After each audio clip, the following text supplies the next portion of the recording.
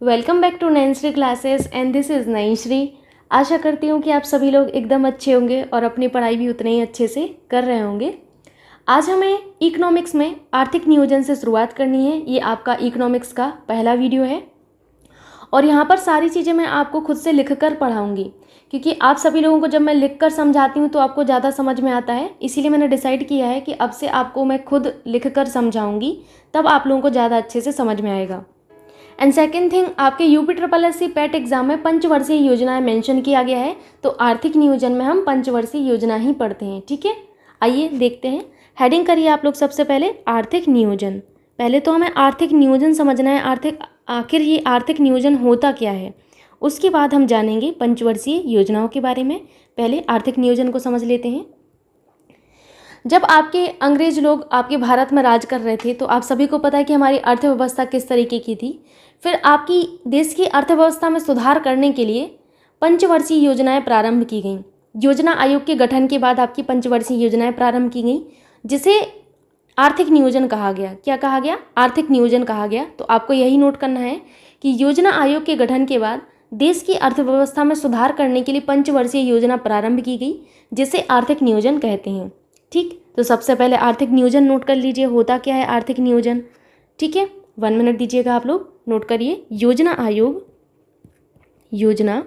आयोग के गठन के बाद, योजना आयोग का गठन कब हुआ था आप सभी को पता होगा, 15 मार्च। कब हुआ था? 15 मार्च। लिख लीजिएगा ब्रैकेट में ही, अलग से नहीं लिखना है। 15 मार्च 1950 को हुआ था। ठीक है, योजना आयोग के गठन के बाद देश की अर्थव्यवस्था देश की अर्थव्यवस्था में सुधार करने के लिए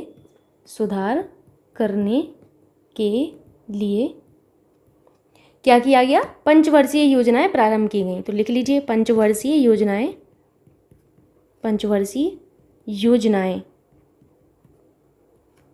प्रारंभ की गई, जिसे आर्थिक नियोजन कहते हैं। जिसे क्या कहते हैं? आर्थिक नियोजन कहते हैं। अब समझ आ गया आप लोगों को आर्थिक नियोजन है क्या? आर्थिक नियोजन कहते हैं। ठीक, अब यहाँ से हमें पंचवर्षीय योजनाएं पढ़नी होती हैं। देखिए, हर एक पंचवर्षीय योजना महत्वपूर्ण है। आप लोगों को ये नहीं सोचना है कि इतनी सारी कैसे याद रखेंगे, बहुत सिंपल है, आपको बस टाइम याद रखना है। ठीक, और कुछ महत्वपूर्ण चीज़ें जो आपकी उस पंचवर्षीय योजना में लागू किया गया है, कुछ नया रिफॉर्म किया गया, तो वो आपको सीखना है। ठीक है, और इस उद्देश्य से पढ़िए कि ना केवल पैट एग्जाम के लिए, अब कभी भी आपको इकोनॉमिक्स पढ़ना पड़े तो आर्थिक नियोजन जैसा चैप्टर आपको दोबारा कहीं से कवर ना करना पड़े, आपका यहीं से हो जाए, ये आपको उद्देश्य रखना है। और ये तभी होगा जब आप सारी चीज़ें कवर करेंगे। और ऐसे लोगों को डाउट रहता है जो ढंग से पूरा वीडियो नहीं देखते। मैं एक चीज़ मैं नोटिस कर चुकी हूँ, जो लोग पूरा वीडियो शुरू से एंड तक देखते हैं उनको कभी कोई डाउट नहीं होता है। तो आप पूरा वीडियो देखा करिए, तभी आपको समझ में आएगी चीज़ें। ठीक, तो पहला हमें क्या पढ़ना है? सबसे पहला हमें जानना है प्रथम पंचवर्षीय योजना। तो इसमें आप लोग कर लीजिएगा प्रथम पंचवर्षीय योजना, हेडिंग करिएगा वर्षीय योजना। कौन सी? प्रथम पंचवर्षीय योजना। आइए देखते हैं क्या होता है प्रथम पंचवर्षीय योजना में। ठीक है, पहले तो हमें ये देखना होता है कि प्रथम पंचवर्षीय योजना हमारी कब लागू की गई, ये महत्वपूर्ण होता है। तो आपको समय याद रखना है 1 अप्रैल। कब? 1 अप्रैल से आपके 1 अप्रैल 1951 से 1951 से 31 मार्च 1956। ठीक है, ये आपको याद रखना है। दूसरा हमें ये याद रखना होता है कि ये जो आपकी पंचवर्षीय योजना थी, इसका उद्देश्य क्या था और ये हमारे किस मॉडल पर आधारित है, ये आपसे पूछा जाता है। तो वही चीज़ें मैं आपको बताऊंगी जो बहुत ही ज़्यादा महत्वपूर्ण हैं, जो एग्जाम में पूछी जाती हैं। तो जो आपकी भारतीय अर्थव्यवस्था थी, भारतीय अर्थव्यवस्था के अंतर्गत आत्मनिर्भरता की प्राप्ति के लिए 1951 से 1956 तक हेरल्ड डोमर समृद्धि मॉडल पर आधारित प्रथम पंचवर्षीय योजना थी हमारी, इसका प्रारंभ किया गया था। तो आपको समझ में आ गया होगा, ये हमारी पंचवर्षीय योजना, जो पहली पंचवर्षीय योजना है, ये हेरल्ड डोमर समृद्धि मॉडल पर आधारित थी। ठीक है, साथ ही साथ इसका उद्देश्य था कृषि क्षेत्र में उन्नति करना। आप सभी को पता होगा कि पहली जो पंचवर्षीय योजना थी, ये हमारी कृषि क्षेत्र में उन्नति से संबंधित थी, यही आपसे पूछा जाता है। ठीक, तो लिख लीजिए किस मॉडल पर आधारित थी। पहला तो आप लोग ये लिखिए भारतीय अर्थव्यवस्था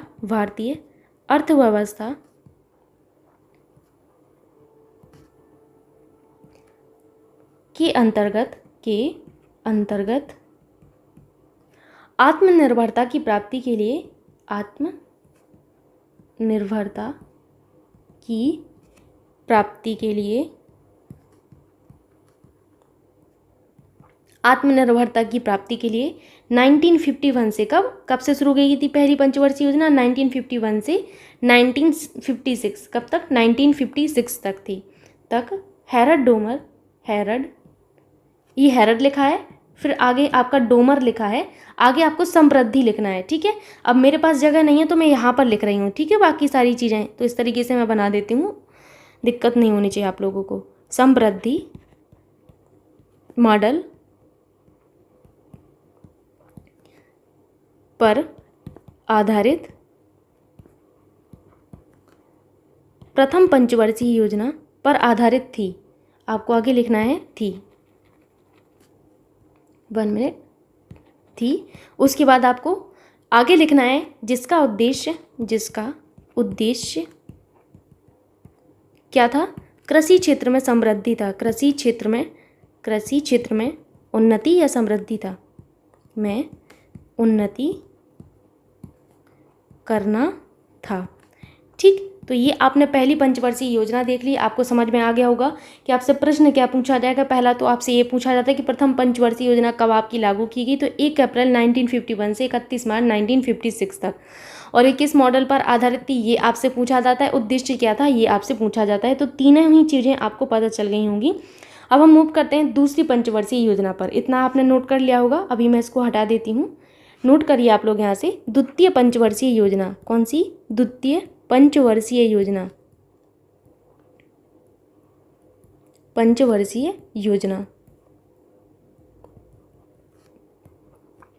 द्वितीय पंचवर्षीय योजना का आपको समय याद रखना है, ये कब आपकी शुरू की गई। ये महत्वपूर्ण है, आपसे पूछा जाता है कि कब आपका ये शुरू की गई। तो 1 अप्रैल से आपकी थी, 1 अप्रैल 1956 से आपका 31 मार्च 1961। ये आपको याद रखना है। द्वितीय पंचवर्षीय योजना में हमारे उद्योगों को महत्व दिया गया। किसको? उद्योगों को महत्व दिया गया था। और साथ ही साथ ये योजना पीसी महालनोबिस मॉडल पर आधारित थी। किस पर?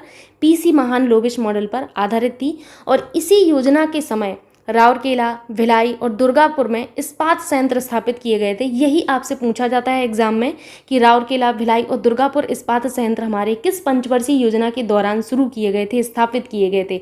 आंसर विल बी सेकंड पंचवर्षीय योजना। अब आपको समझ में आ गया। ये आपसे पूछा जाता है। किस तरीके का क्वेश्चन बनता है मैं आपको हर बार बताती रहती हूँ। आप लोगों को अब खुद से भी प्रैक्टिस करनी होगी, तभी कुछ हो पाएगा, ठीक है। तो आपको लिखना है कि इस पंचवर्षीय योजना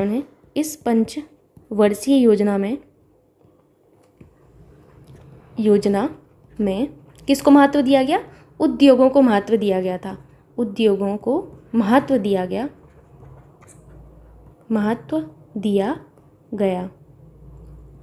यह आप लोग लिखिएगा आगे, यह पंचवर्षीय योजना किस पर आधारित थी? किस मॉडल पर?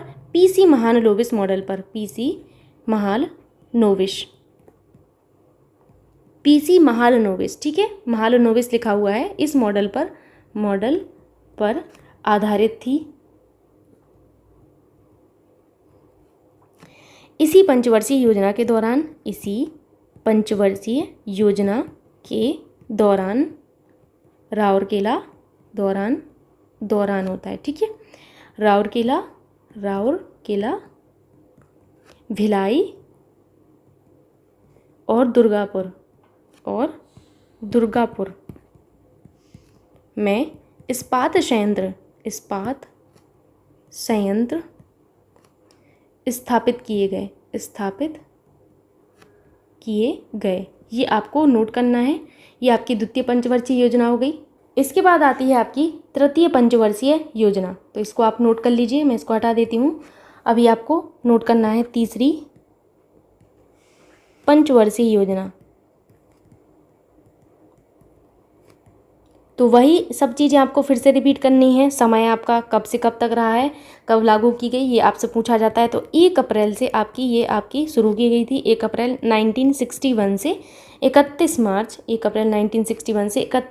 1966 तक, ठीक। देखिए, ये जो आपकी तीसरी पंचवर्षीय योजना थी, ये आपकी ज़्यादातर सफल नहीं हो पाई। क्यों नहीं हो पाई? क्योंकि इस दौरान काफ़ी सारी चीज़ें हुई। जैसे ये आपकी 19 पहले इसको आप समझिए, ये आपकी 1961 से कब तक चली? 1966 तक चली। इस दौरान 1962 में, कब? 1962 में क्या हुआ था, याद करिए। तो भारत और चीन के मध्य में युद्ध हो गया था। कब? 1962 में भारत और चीन के मध्य युद्ध हो गया था। चीन के मध्य क्या हो गया था? चीन के मध्य युद्ध हो गया था। ठीक, तो इससे क्या हुआ था, हमारे भारत की जो स्थिति थी वो आर्थिक स्तर पर बहुत ज़्यादा गिर गई थी। और साथ ही साथ 1964 में हमने एक महान जो व्यक्ति थे इनको खो दिया था, वो थे हमारे जवाहरलाल नेहरू। तो हमारे जवाहरलाल नेहरू का निधन हो गया था 1964 में, याद रखिएगा, जवाहरलाल नेहरू। ठीक, तो इनका निधन हो गया था। उसके बाद आता है आपका 1965, एक और आपत्ति हमारे ऊपर आ गई। इसमें क्या हुआ था? इसमें ये हुआ था हमारे साथ कि इस 1965 में भारत और पाकिस्तान के मध्य युद्ध हो गया था। भारत और पाकिस्तान के मध्य युद्ध हो गया था। तो इतनी सारी चीज़ें इसी दौरान हो गई, जिस वजह से हमारी ये तृतीय पंचवर्षीय योजना आपकी सफल नहीं हो पाई, क्योंकि आर्थिक स्तर जो है हमारा बहुत कमज़ोर हो गया था। भारत आर्थिक रूप से बहुत ज़्यादा जो है इसको क्षति पहुंची थी। इस वजह से ये आपकी जो तीसरी पंचवर्षीय योजना है आपकी सफल नहीं हो पाई। ठीक, तो आपको यही नोट करना है। सबसे पहले तो आपने ये देख लिया कि तीसरी पंचवर्षीय योजना हमारी 1 अप्रैल 1961 से 31 मार्च 1966 तक आपकी रही। ठीक, आगे आपको नोट करना है 1962 में, जो मैंने यहाँ पर आपको समझाया वही आपको लिख लेना है। 1962 में भारत और चीन के मध्य, भारत और चीन के मध्य, चीन के मध्य युद्ध की स्थिति, युद्ध की स्थिति के कारण, युद्ध की स्थिति के कारण भारत को काफ़ी क्षति हुई, काफ़ी क्षति हुई तथा आगे चलकर, लिखिए आगे चलकर जवाहरलाल नेहरू की 1964 में, कब? 1964 में जवाहरलाल नेहरू की मृत्यु हो गई तथा 1965 में भारत और पाकिस्तान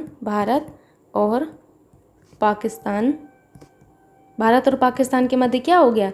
युद्ध। भारत और पाकिस्तान के मध्य युद्ध से भारत को आर्थिक क्षति हुई।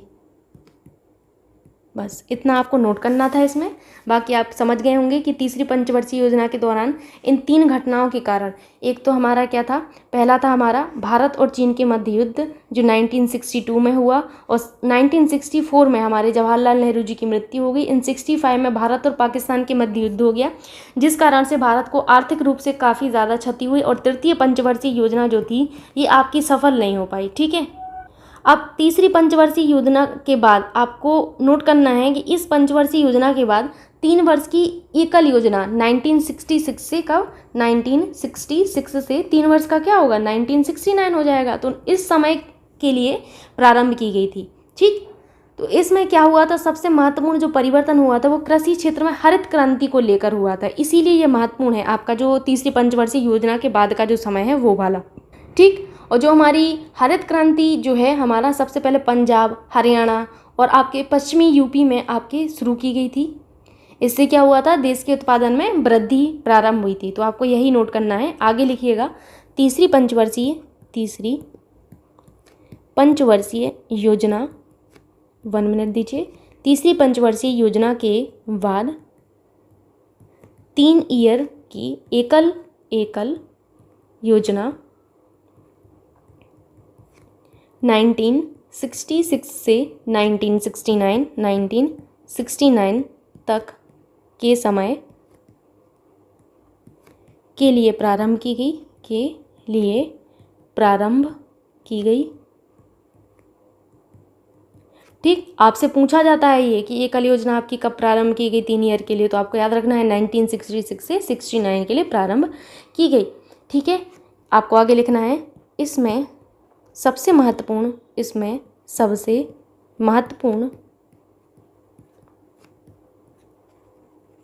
परिवर्तन कृषि क्षेत्र में हरित क्रांति को लेकर हुआ, जो पंजाब कहाँ पर, पंजाब हरियाणा ये पूछा जाता है आपसे। देखिए सारी चीज़ें आपको अच्छे से याद रखनी है और प्रैक्टिस आपको करनी है। ठीक है, और पश्चिमी यूपी, कौन सा, पश्चिमी यूपी में, ठीक, पश्चिमी यूपी में 1966 से 1967 के दौरान, यहाँ पर देखिए 67 ही है, नहीं तो आप लोग सोचें कि सबसे पहले आपका यहाँ पर शुरू की गई थी, कब से कब तक, 1966 से 67 के दौरान प्रारंभ की गई। ठीक, यही आपको नोट करना था। अब जैसे कुछ दिन पहले एक लोग का कमेंट था, तो मुझे अभी याद आया, जैसे अब ये यूपी है, मान के चलिए ये आपके यूपी का मैप है। ठीक है, कुछ इस तरीके से मान के चलिए। अब ये आपका क्या है, यूपी है, तो यूपी में पश्चिमी यूपी कैसे डिसाइड होगा, मैं आपको यही समझा देती हूँ पहले। तो जैसे आपका ये मैप आपको है यूपी का, ठीक है, इस तरीके से आप डिसाइड करेंगे। ये क्या होता है, ये हमारा उत्तर है, ध्यान से देखिएगा, उत्तर, ये हमारा दक्षिण है, ये हमारा पूरब होता है, और ये हमारा पश्चिम होता है। तो पश्चिमी यूपी का मतलब है यहाँ के जो ज़िले होंगे। ठीक है, दक्षिण यूपी का मतलब है यहाँ पर जो ज़िले होंगे। यहाँ पर देखिए, यहाँ पर ललितपुर है, फिर यहाँ पर आपके महोबा, झांसी, ये सब हैं। ठीक है, यहाँ पर इलाहाबाद है, यहाँ पर आपका ये क्या है, ये आपका पूर्वी यूपी कहलाएगा। ठीक, तो पूर्वी यूपी में जितने भी आपके ज़िले आएंगे, उत्तरी यूपी में आपके जो इधर ऊपर वाले ज़िले होंगे। ठीक है, तो ये मतलब होता है आपका, समझ गए आप लोग, अब कन्फ्यूज़न नहीं होगा। अब जैसे कोई भी हो, चाहे आप कोई सा भी कॉन्टिनेंट ले लें, मान के चलिए मैंने ऑस्ट्रेलिया लिया, ये ऑस्ट्रेलिया है। अब ऑस्ट्रेलिया में कैसे डिसाइड करेंगे, तो ये हमारा नॉर्थ हो जाएगा, यानी कि उत्तर हो जाएगा, ये हमारा साउथ यानी कि दक्षिण हो जाएगा, ये हमारा क्या हो जाएगा, पूरब हो जाएगा, और ये हमारा क्या हो जाएगा, पश्चिम हो जाएगा, है ना, ईस्ट और वेस्ट हो जाएगा। तो यहाँ पर मैंने अगर पूछा आपसे पश्चिमी ऑस्ट्रेलिया, तो ये वाली बात की जा रही है, पूर्वी ऑस्ट्रेलिया ये वाली बात की जा रही है, उत्तरी ऑस्ट्रेलिया ये वाली बात की जा रही है, मतलब उत्तर में जो होंगे, साउथ यानी कि हमारे ये साउथ में जितनी भी चीज़ें होंगी वो हमारे साउथ ऑस्ट्रेलिया में आएंगी। समझ गए आप लोग, इस तरीके से डिसाइड किया जाता है। तो ये हो गई आपकी जो है तीसरी पंचवर्षीय योजना। अब हम पढ़ेंगे चौथी पंचवर्षीय योजना। सो हेडिंग करिए, चौथी पंचवर्षीय योजना। आप लोगों को समझ में आ रहा है कि नहीं, और मज़ा आ रहा है कि नहीं, बस ये बता दीजिएगा, तो मुझे भी खुशी होगी जान के कि हाँ आपको समझ में आ रहा है। वीडियो को आप लोग शेयर कर दिया करिए प्लीज़, इससे मुझे भी हेल्प होगी थोड़ी सी। आगे जो आपको देखना है चौथी पंचवर्षीय योजना में, ये देखना है कि ये आपकी कब से कब तक रही। तो चौथी पंचवर्षीय योजना का टेन्योर आपका जो बेसिकली रहा है 1967 से 1974 तक रहा। ठीक है, और इस पंचवर्षीय योजना में आपको ये याद रखना है कि इस पंचवर्षीय योजना में कृषि के साथ साथ उद्योगों के महत्व पर भी आपका बल दिया गया, यही आपको नोट करना है। और आर्थिक विकास में वृद्धि होने के साथ देश में तीव्र गति से सुधार हुआ और देश आत्मनिर्भरता की ओर अग्रसर आपका होता गया। तो आपको यही नोट करना है कि इस पंचवर्षीय योजना में कृषि के साथ उद्योगों को भी महत्व दिया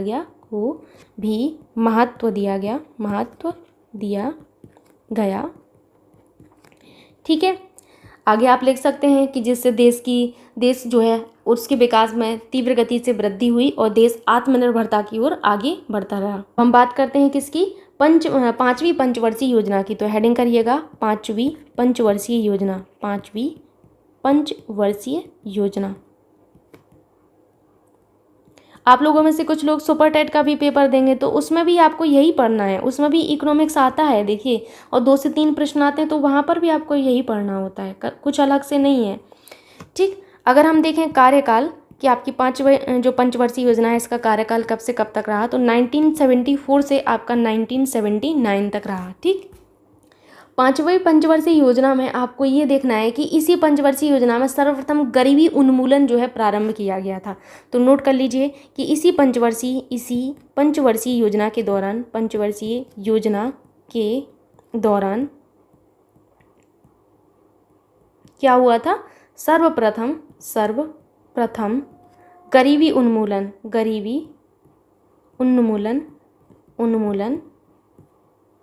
गरीबी उन्मूलन प्रारंभ किया गया। ठीक, अब इस पंचवर्षीय योजना में हुआ क्या था? ये आपकी 1974 से 1979 तक के लिए थी, लेकिन इस पंचवर्षीय योजना के दौरान आपका 1977 में, कब? 1977 में जनता पार्टी की जो सरकार है ये बन गई। किसकी? जनता पार्टी की सरकार बन गई। ध्यान से सुनिएगा, समझ में आ जाएगा, कोई बड़ी बात नहीं है। किसकी? जनता पार्टी की सरकार बन गई, जिस कारण से क्या हुआ? राजनीतिक गतिरोध आ गया। उस राजनीतिक गतिरोध के कारण ये 5 वर्ष के स्थान पर आपकी 4 ईयर तक ही चली, अर्थात ये 1978 में ही आपकी चली, 1978 तक ही आपकी चली। ठीक, इसके बाद क्या हुआ? 1978 से 1979 में आपका क्या हुआ? अनवरत योजना प्रारंभ की गई। कौन सी? अनवरत योजना। तो आपसे पूछा जाता है अनवरत योजना कब प्रारंभ की गई? 1978 से 1979 तक। यही आपको इसमें नोट करना है, लिखिएगा। नेक्स्ट पॉइंट आपको यहाँ पर लिखना है, इस पंचवर्षीय योजना के दौरान 1977 में जनता पार्टी, कौन सी? जनता पार्टी की सरकार बनी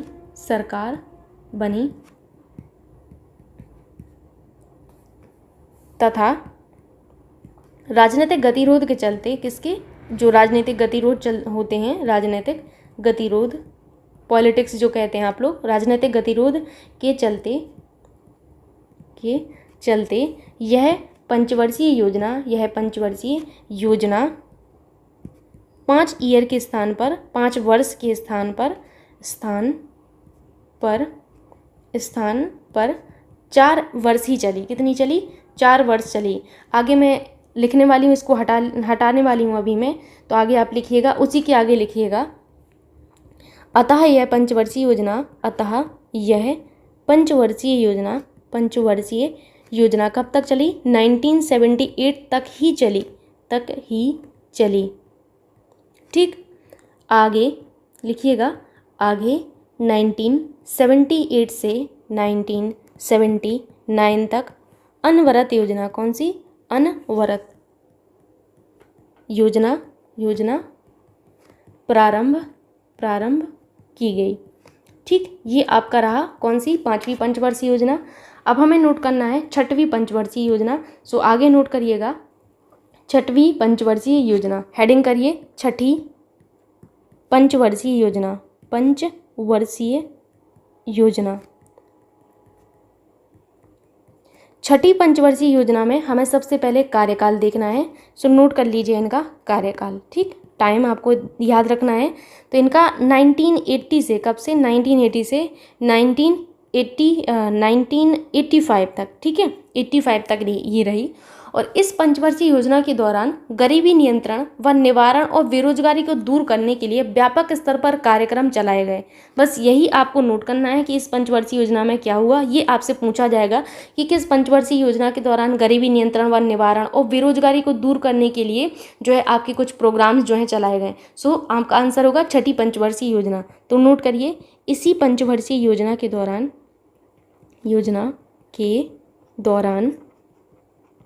गरीबी नियंत्रण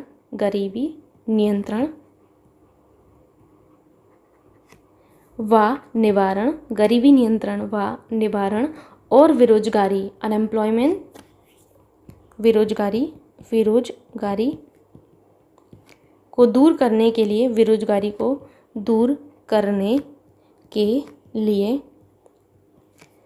कार्यक्रम चलाए गए। ठीक, बस आपको इतना ही याद रखना है इसमें। अब आपको नोट करना है आगे 7वीं पंचवर्षीय योजना। 7वीं पंचवर्षीय योजना,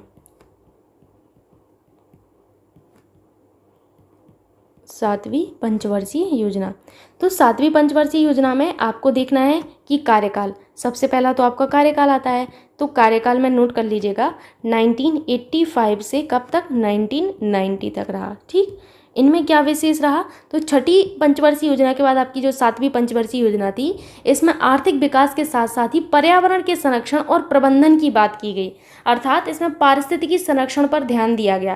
तो ये आपसे पूछा जाएगा कि किस निम्नलिखित में से किस पंचवर्षीय परियोजना के दौरान, योजना के दौरान आपके पर्यावरण के संरक्षण और प्रबंधन की बात कही गई, अर्थात पारिस्थितिकी संरक्षण पर ध्यान दिया गया। आंसर विल बी सातवीं पंचवर्षीय योजना।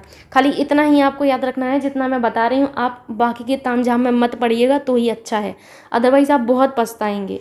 ठीक, तो नोट कर लीजिए, इसी पंचवर्षीय योजना के दौरान,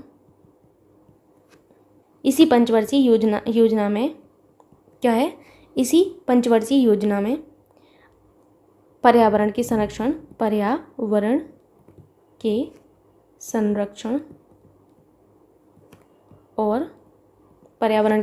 और प्रबंधन की बात की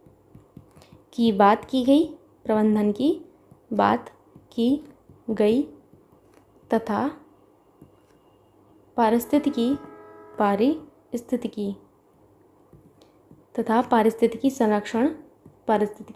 संरक्षण पर भी ध्यान दिया गया। ठीक, ये आपकी सातवीं पंचवर्षीय योजना हो गई। आगे आपको नोट करना है आठवीं पंचवर्षीय योजना। तो अभी मैं इसको हटा देती हूँ, आगे मैं नोट करवाऊंगी आपको आठवीं पंचवर्षीय योजना। आठवीं पंचवर्षीय योजना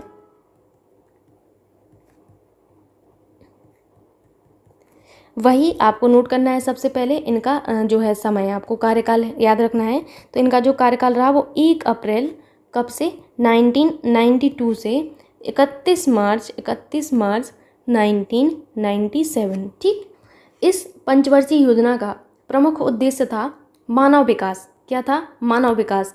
ये आपसे पूछा जाता है तो लिख लीजिएगा, इस पंचवर्षीय योजना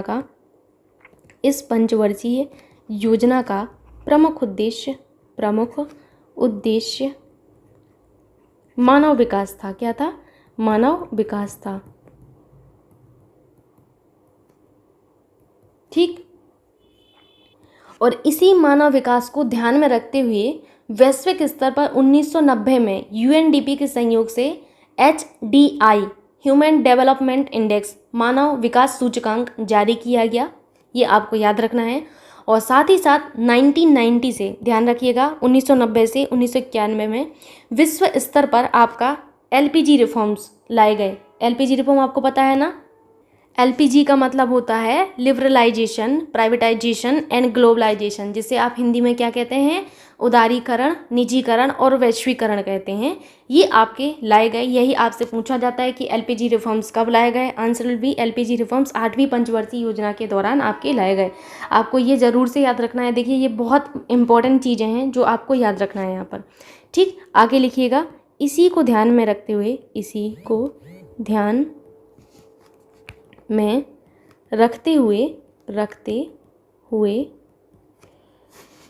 1990 में, कब? 1990 में यूएनडीपी का पूरा नाम पता है?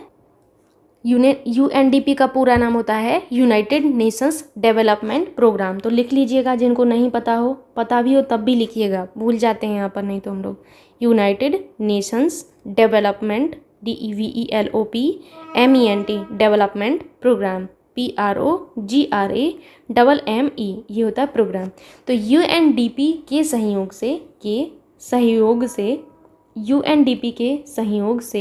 ह्यूमन डेवलपमेंट इंडेक्स, जिसे आप HDI कहते हैं, तो यहाँ पर मैं लिख देती हूँ human development, DEVELOPMENT development index, INDEX index, जिसे आप हिंदी में कहते हैं मानव विकास सूचकांक। हिंदी में मैं नीचे लिख देती हूँ या फिर ऊपर, आप लोग को अगर हिंदी में लिखना हो तो लिख सकते हैं। हाँ, मानव विकास सूचकांक। ठीक है, मानव विकास सूचकांक आपका जारी किया गया। तो पूछा जाता है HDI आपका किस पंचवर्षीय योजना के दौरान जारी किया गया।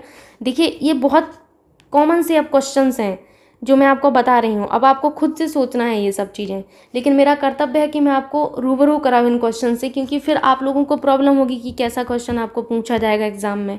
ठीक है, आगे लिखिएगा। और साथ साथ ही 1990 1991 1991 में विश्व स्तर पर क्या विश्व स्तर पर एलपीजी। अब यहाँ पर लिक्विफाइड पेट्रोलियम गैस मत कर दीजिएगा, नहीं तो सब गड़बड़ हो जाएगा। यहाँ पर इस एलपीजी का मतलब है लिबरलाइजेशन, ठीक है, LIVERALIZATION लिबरलाइजेशन। एंड पी का मतलब है privatisation, PRIVATIZATION privatisation. And last में आपको याद रखना है LPG and globalisation, and GLOVALIZATION globalisation. LPG reforms आपके लाए गए, इन्हें हिंदी में आप क्या कहते हैं, लिबरलाइजेशन को कहते हैं उदारीकरण। लिख लीजिएगा अगर आपको पता ना हो। प्राइवेटाइजेशन का मतलब है निजीकरण और ग्लोबलाइजेशन का मतलब होता है वैश्वीकरण। इसको लागू किया गया, एलपीजी को लागू किया गया। अब जब आपके एलपीजी रिफॉर्म्स आ गए उसके बाद फिर आपके आर्थिक विकास जो है, आर्थिक विकास को बढ़ावा मिला। आपका जो मार्केट है वो ओपन कर दिया गया, पहले आपका मार्केट ओपन नहीं था, ठीक। तो इस पंचवर्षीय योजना में यही आपका लाभ हुआ जो आपको याद रखना है, ठीक। तो ये आपकी 8वीं पंचवर्षीय योजना हो गई। अब हम कौन सी पढ़ेंगे, 9वीं पंचवर्षीय योजना, ठीक है। सो आगे लिखिएगा 9वीं पंचवर्षीय योजना, 9वीं पंचवर्षीय योजना।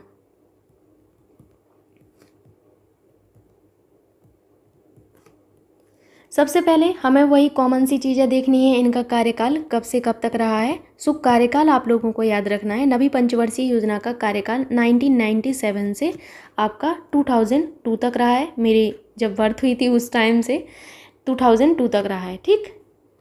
अब इस पंचवर्षीय योजना का जो मुख्य लक्ष्य या एम कहें आप, वो क्या था, तो वो था सामाजिक न्याय के साथ आर्थिक विकास करना। साथ ही साथ इस पंचवर्षीय योजना में आर्थिक विकास के सभी पहलुओं पर बराबर से ध्यान दिया गया।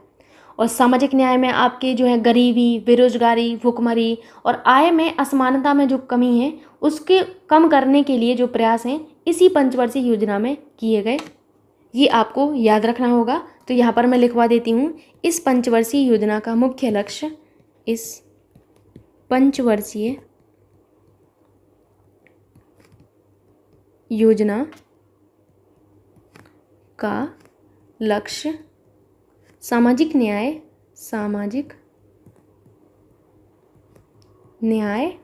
अब सामाजिक न्याय में क्या क्या आएगा, जैसे आपका गरीबी, यहीं ब्रैकेट में लिख लीजिएगा, अलग से नहीं लिखना है। गरीबी, बेरोजगारी, भुखमरी और आय में असमानता। क्या, आय में असमानता।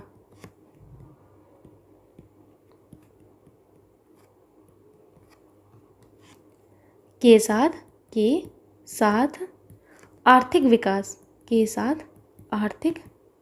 विकास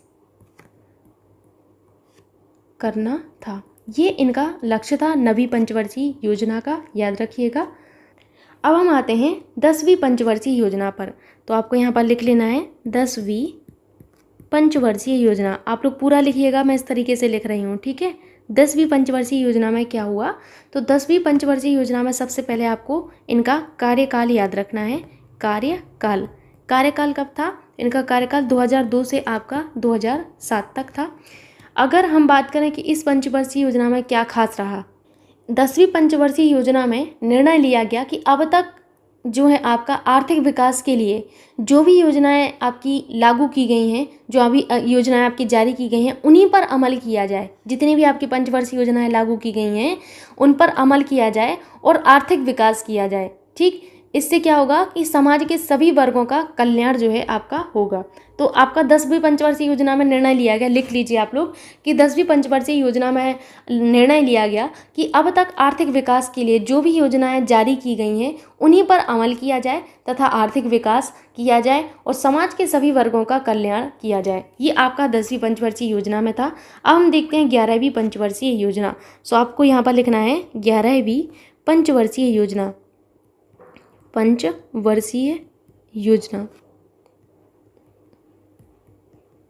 ठीक। 11वीं पंचवर्षीय योजना में क्या था, तो 11वीं पंचवर्षीय योजना में सबसे पहले आपको इनका कार्यकाल देखना है, ठीक। कार्यकाल।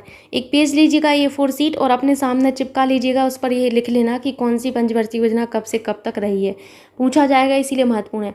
इसका जो उद्देश्य था 11वीं पंचवर्षीय योजना का उद्देश्य ये था कि सतत आर्थिक विकास जो है आपका ये किया जाए और सभी क्षेत्रों के विकास की बात कही गई। तो इसमें आपको खाली इतना याद रखना था कि टाइम कब से कब तक रहा। अब हम बात करते हैं 12वीं पंचवर्षीय योजना की। किसकी? 12वीं पंचवर्षीय योजना की। 12वीं पंचवर्षीय योजना हेडिंग कर लीजिएगा आप लोग।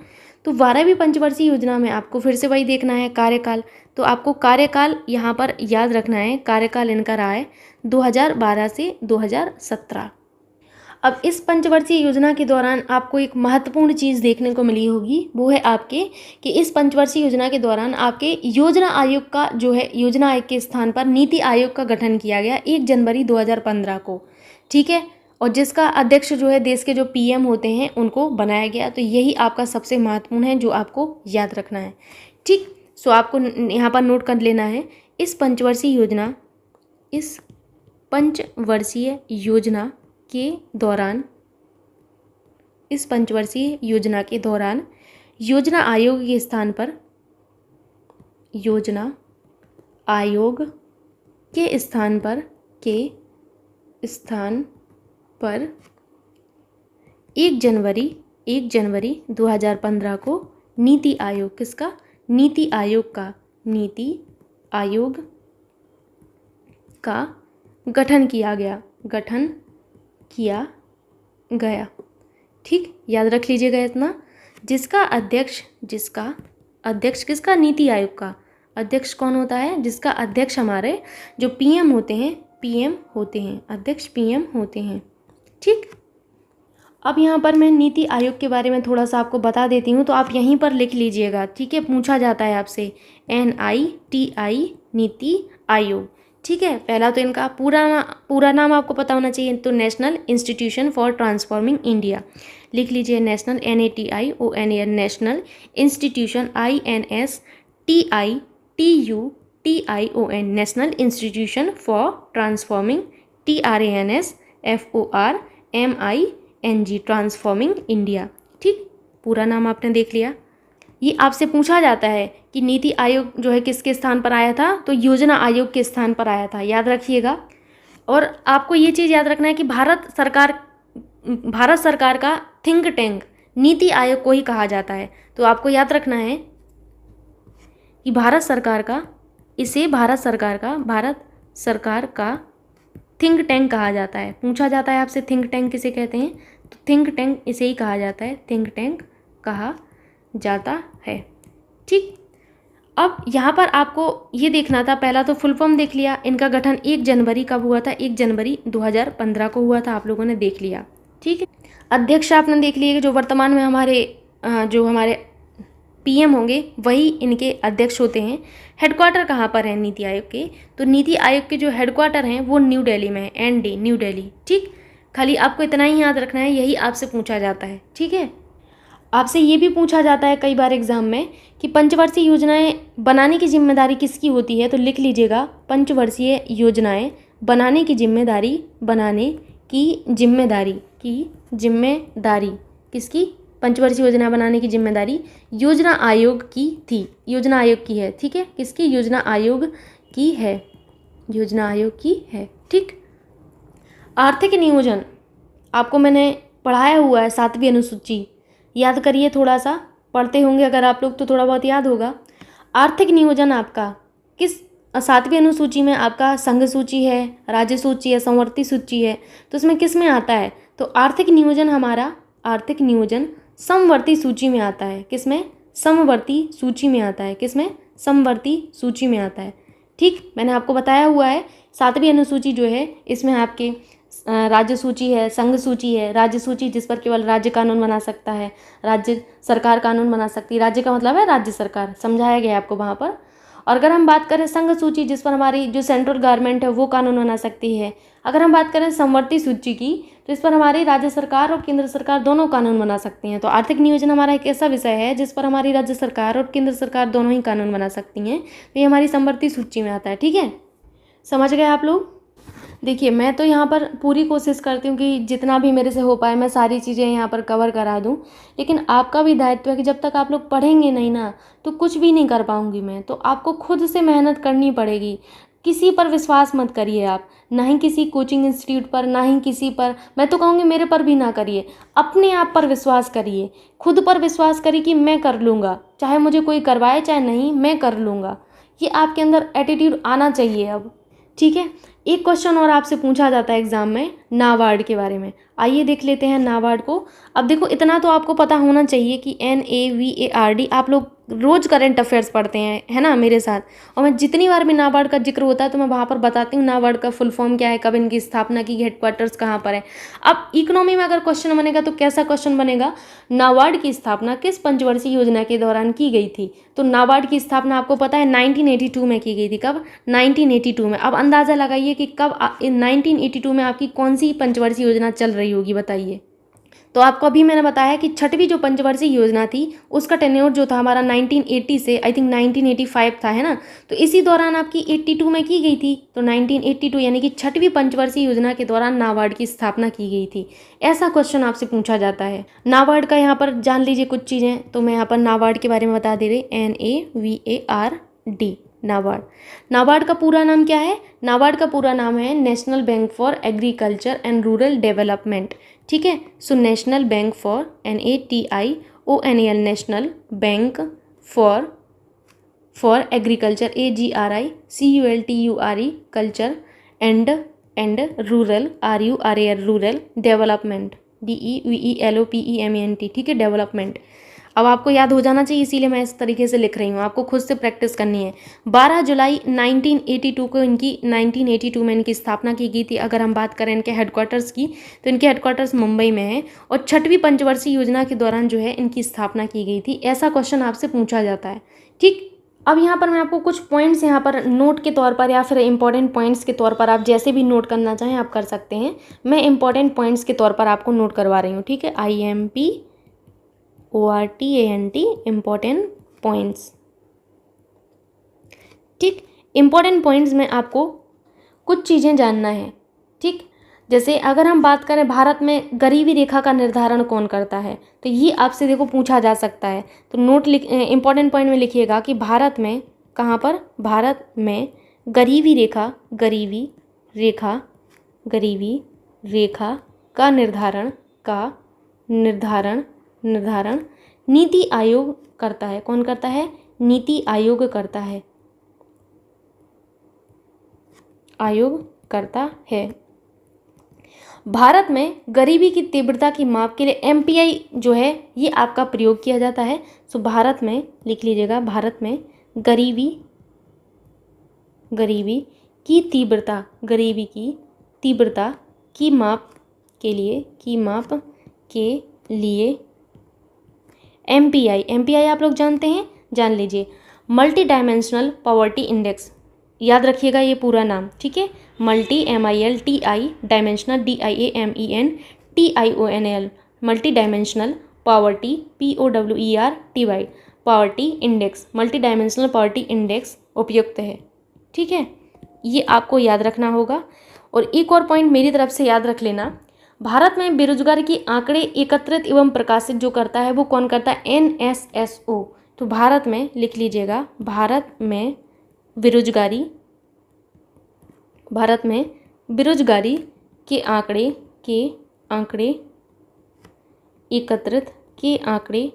एकत्रित एवं प्रकाशित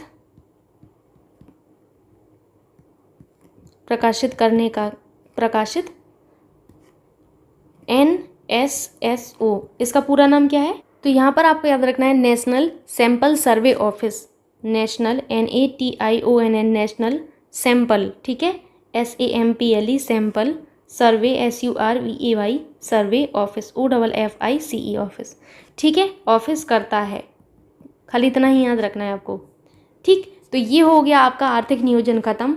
मैं आशा करती हूँ कि आप सभी लोगों को ये चैप्टर समझ में आया होगा। मैंने पूरी कोशिश की कि ये पहला चैप्टर था इकोनॉमिक्स का, आपको अच्छे से समझ में आए। अब आपका एक कर्तव्य बनता है कि इतने मेहनत को ध्यान में रखते हुए आप बस एक लोगों के साथ वीडियो शेयर कर दिया करिए, वीडियो को लाइक कर दिया करिए। Thank you so much.